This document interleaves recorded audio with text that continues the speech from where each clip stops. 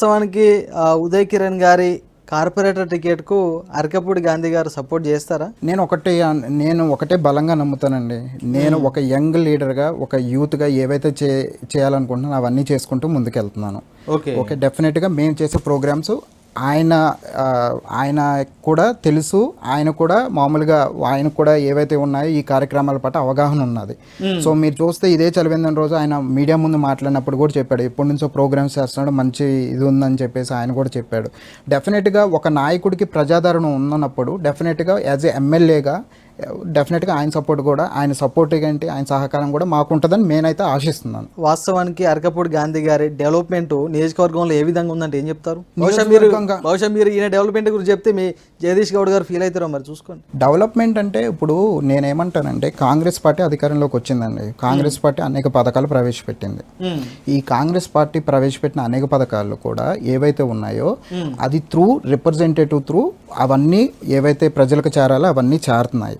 ఇప్పుడు మీరు చూడండి, రోడ్లు కానీ ఏవైనా ఈ మధ్య రీసెంట్గా 2-3 monthsలో చాలా చోట్ల శంకుస్థాపనలు చేశారు. చాలా ఇది వర్క్ కూడా జరుగుతుంది, డ్రైనేజీలు కానీ రోడ్లు కానీ అన్ని.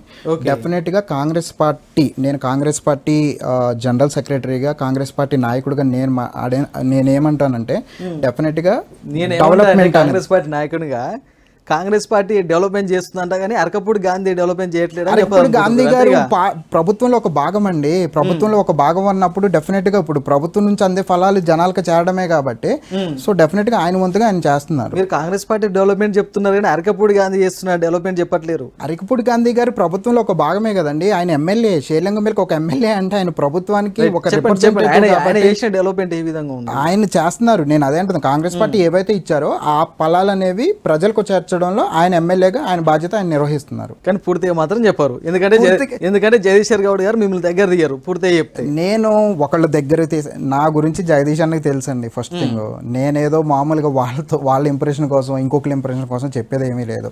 నేనేమంటానంటే యాజ్ ఏ ఎమ్మెల్యేగా ఆయన ఏవైతే ఉన్నాయో ప్రభుత్వ ఫలాలని ప్రజలకు చేర్చడంలో ఆయన పాత్ర ఆయన వహిస్తున్నాడు. అది ఏదో చూసి జగదీష్ అన్న నన్ను దగ్గర తీయడు, దూరం పెడతాడని చెప్పేసి ఎందుకంటే నేను ఈ ఇంటర్వ్యూకి చెప్తున్నాను, నా గురువు కానీ నా మెంటర్ కానీ జగదీష్ గౌడ్ అంతోనే ఉంది కాబట్టి డే 1 నుంచి నాకు ఆయన ఇంపార్టెంట్, ఆయన ఇదే. అంతేగాని ఆయన ఏదో నేను ఇది చేస్తే ఈయన ఇట్లా అని చెప్పేసి అంత ఇమేచ్యూర్డ్గా ఏ లీడర్ అనేది ఉండరని నేను ఆలోచిస్తాను.